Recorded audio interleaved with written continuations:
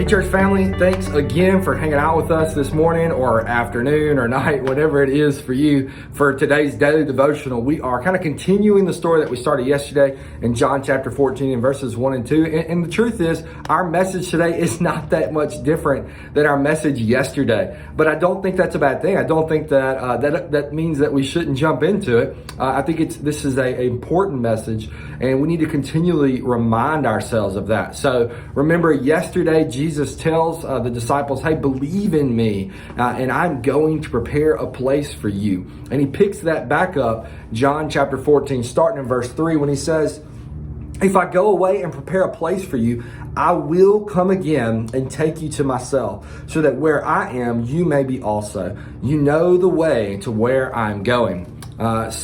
Once again, just reminding the disciples that he is going away to a place. He's going to come again. And I think it's important in this moment, as we're talking about, hey, Jesus is going to come again to get us. We need to maybe remind ourselves of how we got in the situation that we're in. So the reality is, we were created from the very beginning to live in a perfect and right relationship with God.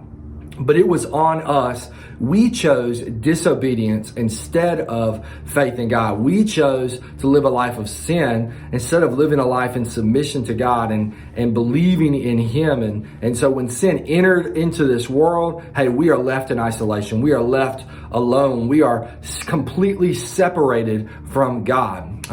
But God sent the perfect Lamb. He sent His Son to die for us. And that's exactly what here in this passage Jesus is about to go and do. I mean, he's having this last meal with the disciples. So again, like we talked about yesterday, the disciples have spent all of this time with Jesus. They're in this hopeless state. And Jesus just reminds them, hey, if I go away, which he was definitely doing, if I go away, I'm going away with a purpose. The purpose is to prepare a place for you, right? And that he's going to come again. My kids, I don't know why, but my kids, they're constantly thinking that we're going to leave them and not come and get them. Even this morning, I was putting the twins in the car, and AG was still inside putting her shoes on, and I shut the door to keep the dog from getting outside. And AG comes outside and tears are rolling down her face. And she says, Daddy, I thought you left me. And I was thinking, baby, when have I ever left you? I've never left you. I've always come and got you again. If I have walked away from somewhere, I've told you to stay there. I've always come back and gotten you. I've never left you alone. And you see that here with Jesus. Hey, I'm leaving you, but I'm going to come again. I'm leaving with a purpose to prepare something for you, but I'm going to come back. I'm going to bring you to myself. And that message that he gave to the disciples, that message still exists for us today. While he may not physically be here, his spirit is here, and we can sense him, we can grow in him, and we can still have a relationship with him.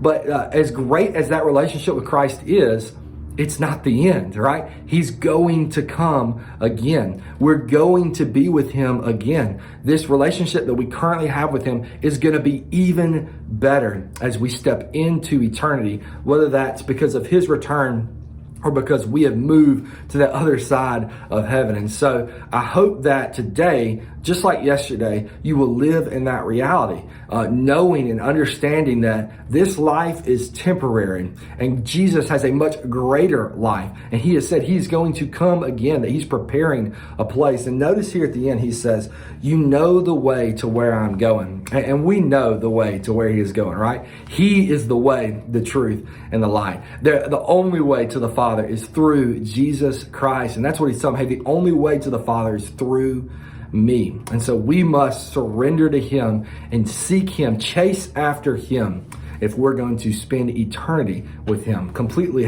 putting the faith of our life in his hands. Our author gives us a couple of questions for us to work through.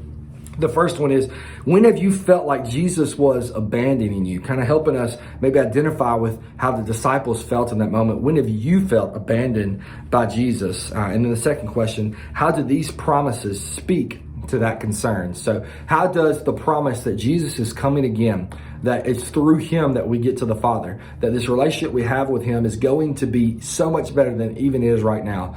In those moments when we feel abandoned, how did those promises, the promise of eternity with him, how do they affect that situation? Does it give you hope? Does it give you a testimony of hope? A testimony that you can go and share the world with? And so just again, want to encourage you today to remember that he is coming again. And there's a greater life, an eternal life that is full and abundant that we're going to have in him one day. So we need to continue to live chasing after him with that reality of hope, that testimony of hope constantly on our hearts and on our minds. And as we go and do that, I want you to remember that we love you and we're praying for you.